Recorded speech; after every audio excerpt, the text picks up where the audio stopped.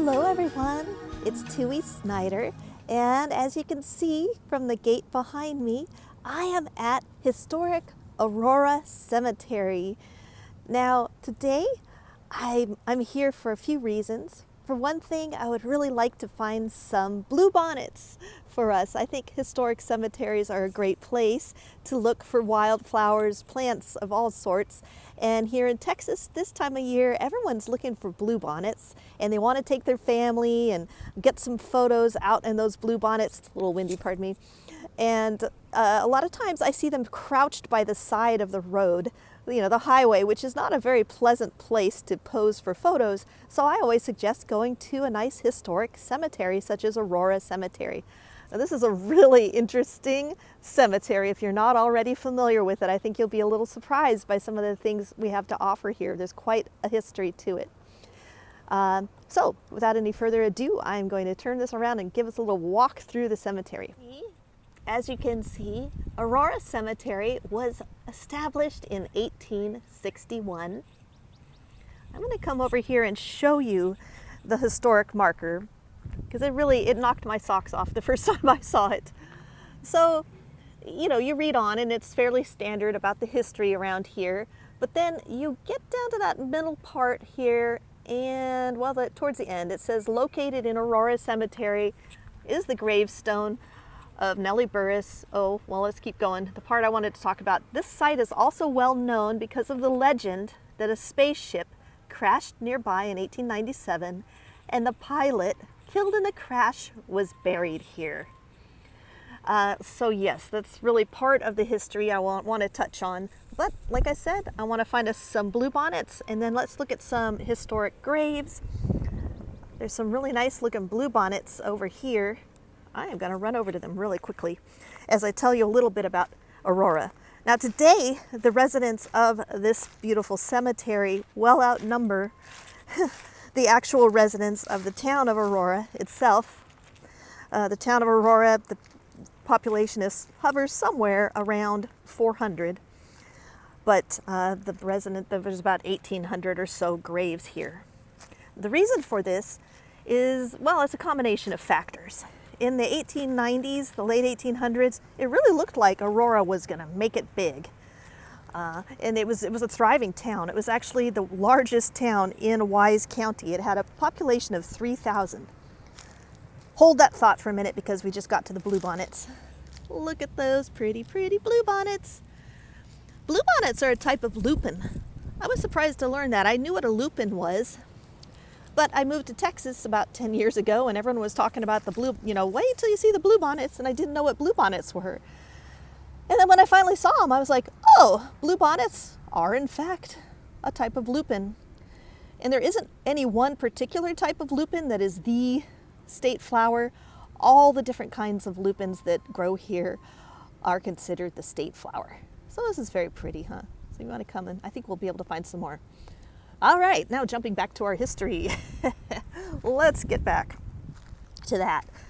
I'll just kind of let you look at those few graves as we walk along, and I will watch my feet. So it seemed like things were going great in the late 1800s for Aurora. But then a series of tragedies struck. There was a big fire that burnt down a lot of their downtown area. Their crop failed. They relied heavily on cotton. Oh, these are pretty. I don't know what they are. Flower interjection again. Very pretty. And there's also a lot of Indian paintbrush.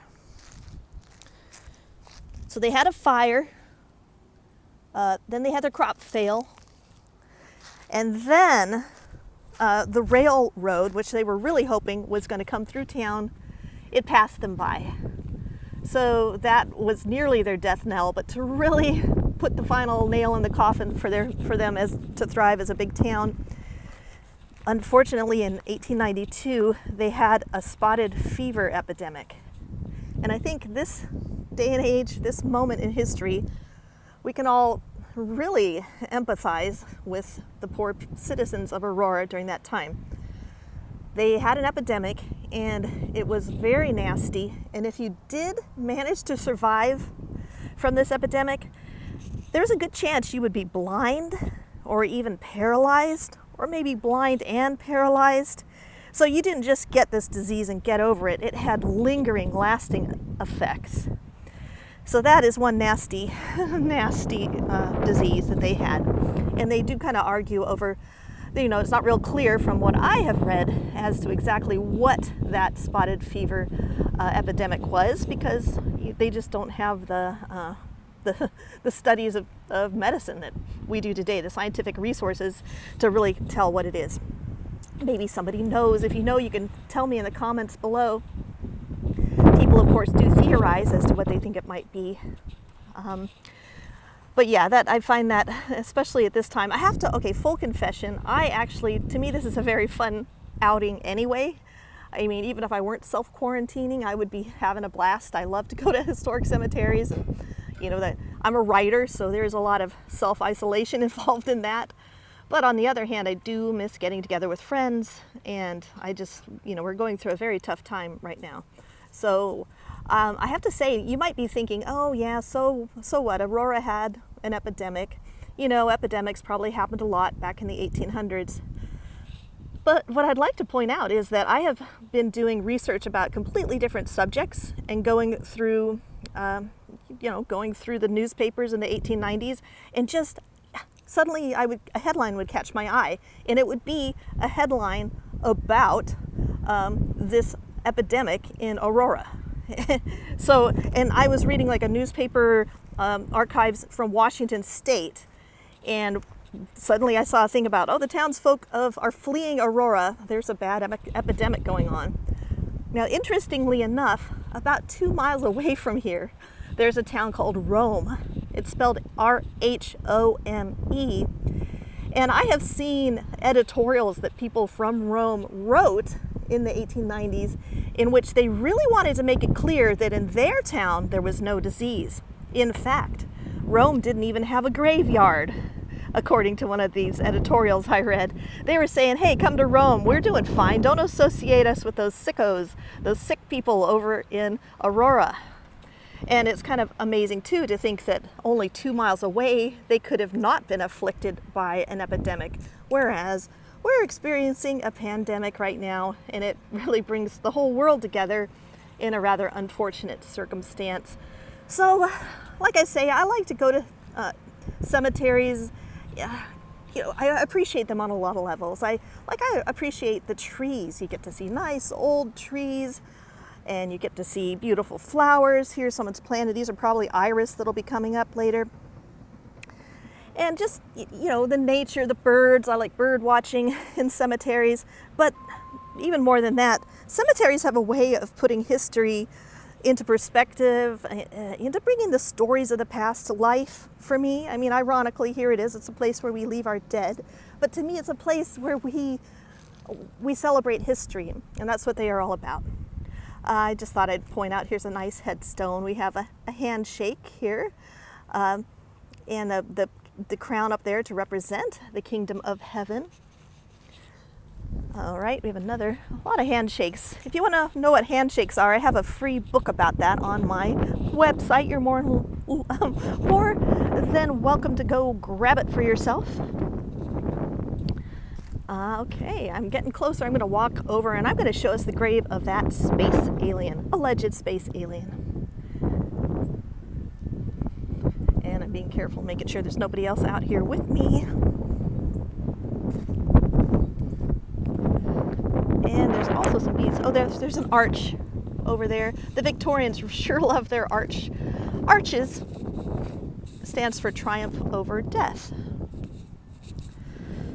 I'm really fascinated by cemetery symbols. If you don't know that about me already, if you're just getting to know me, then, let me tell you that. If you already know me, maybe you read my book, Understanding Cemetery Symbols, you know that this is something I kind of obsess over.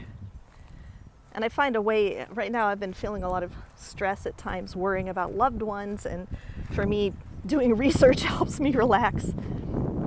Here we have a blossomed rose. Now, this is a little unusual because it says it's the grave of an infant, and usually when you see a fully bloomed rose, it stands for an adult, someone who has reached the full bloom of adulthood.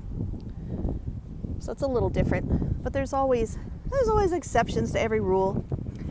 Okay, here we are. Where this rock is right now, this is marking the grave more or less, although it has moved, and that's another story. But this is where the body of an alleged space alien is buried, and I kid you not. Now, you've probably heard of the Roswell incident from 1947. This actually predates that whole episode by 50 years. It was in 1897, April of 1897. The Dallas Morning News has an article in which they say that the early risers of Aurora were astounded when they heard a great crash. And a man named Judge Proctor, he had his windmill blown over, knocked over really, by a crashing cigar-shaped craft. Inside it, the inhabitants of Aurora found a little charred body. And it was the day before Easter, so being good Christians, they buried the critter. And to this day, the mystery remains. It's quite a tale. I'm actually writing a book about it. Yeah, shocker, I know. But what got me was when I started to research it, I wanted to get my own information about it. Are these thumb drives? What the heck? Anyway, interesting grave goods we have on here. I'm actually writing a book about grave goods right now too. Like I said, I cope all the stress is making me more productive, ironically. Someone stuck it looks like a key into some soap, a Visa card. That's hilarious. What the what? It hasn't expired yet? Somebody's debit card? I'm a little worried. Oh, I think that's got to be a great job. That can't be a real person, I don't think. I don't know. What is that? Some foreign currency? Oh, so you like a euro or something. I don't know what that is, actually. I'm not very good at coins. Yeah, so I'll put the link below if you want to read a little bit more about this to an article I've written and some other information. Before I go, I thought I'd tell you about one more notorious character here in Aurora Cemetery. It's very sad, and creepy, really. This is the grave of a local serial killer who was active, I believe, in the 80s here in North Texas. And it was just so creepy. He sexually mutilated both men and women. And, like I said, he was a serial killer. And this is where his grave site is. It's just one of those stories that just really, I find super creepy. Like, I don't know, it didn't happen that long ago in the scheme of things. And, as you can see, this is more of the modern part of the cemetery. And I don't actually really like modern cemeteries so much. When I'm in the historic section, everybody in that cemetery would no longer be living. So it's just like, I think more about their lives than I think about their deaths. But when I'm in more modern section of the cemetery where people have passed away recently, within my lifetime, I don't enjoy it as much. But I wanted to share that bit of kind of creepy history with you. While I was researching it, I actually, since I live around here, I spoke to people who had been his Ricky Lee Green's school teacher. And one of them told me that even when he was 12 years old, he gave her the creeps. So, he was just that kind of guy. He gave off a vibe. And I do have a video about him, a little more about him if you want. I guess I'll put that link to that down below as well. I have to say there are some pretty cool modern monuments here. I like the lasso on this person's headstone. And I like the font on this one. It's a bit old-fashioned-y looking. But if we run up here, I'll show you my favorite in the modern section. And these are the shoe-themed headstones for the Walker family. So it seems like there was a pun intended. So here we have the Walker family. And beloved wife, mother, grandmother. Here we go. And we have a black pump made of marble. You can't put flowers in it or anything. It's just a black pump. I think it's really very clever and unique. And there's more shoe-themed, footwear-themed items for the Walker family. Here they have boots. These boots were made for Walker. Now the boots actually have, I'll go up a little closer. You can see the boots actually have a place where you could put flowers. See what I'm saying? So I thought that was very clever and unique, especially for a modern monument. People don't often get that creative, it seems, these days. And I will be talking about that on my podcast soon, in fact.